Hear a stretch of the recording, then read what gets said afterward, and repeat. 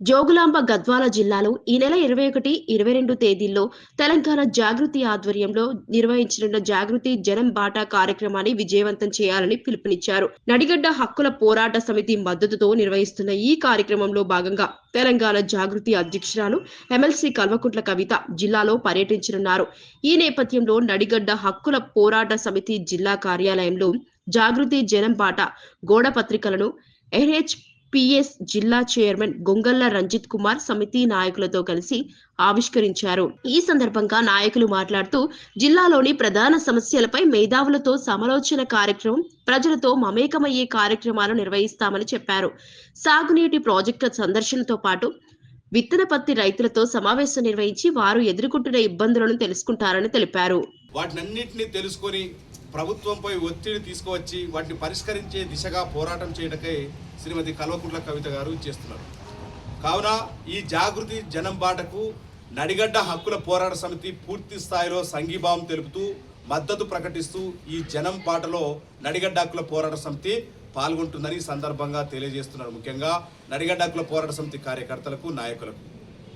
కావున దయచేసి ఆదివారం నాడు ఉదయం 9:30 గంటలకు బీచ్పల్లి దగ్గర శ్రీమతి కల్వకుంట్ల కవిత గారిని స్వాగతం పలికి ఆమెకు అక్కడి నుంచి రిసీవ్ చేసుకొని అక్కడ దర్శనం తదనంతరం అక్కడి నుంచి అల్లంపూర్ మీదుగా అల్లంపూర్లో దర్శనం తదనంతరం అక్కడ ప్రాజెక్టులను సందర్శిస్తూ అక్కడ సమస్యలను తెలుసుకుంటూ మధ్యాహ్నం 3:30 గంటలకు మల్దకల్ మండలం మీదుగా 3:30 గంటలకు మల్దకల్ మండల కేంద్రానికి చేరుకుంటుంది.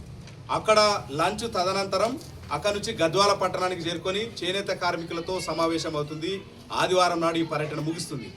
మరుసటి రోజు సోమవారం నాడు ఉదయం 9 గంటలకు కూడా ఇక్కడ అన్ని ప్రాజెక్టులని, నెట్టెంపాడు ప్రాజెక్టు కావచ్చు, రేలంపాడు ప్రాజెక్టు కావచ్చు, గట్టు ఎత్తిపోతల పథకం కావచ్చు, అనేక రిజర్వాయర్లను సందర్శిస్తూ అక్కడ సమస్యలు తెలుసుకుంటూ R&R విలేజ్లను సందర్శిస్తూ అక్కడి సమస్యలను తెలుసుకుంటూ ఈ సమస్యలు అన్నిటిపైన కూడా జనం బాట యాత్ర సోమవారం నాడు మధ్యాహ్నం 12 గంటలకు గద్వాలకు చేరుకున్న తర్వాత విత్తన పత్తి రైతులతో, సీడ్ పత్తి రైతులతో మీటింగ్ ఉంటుంది.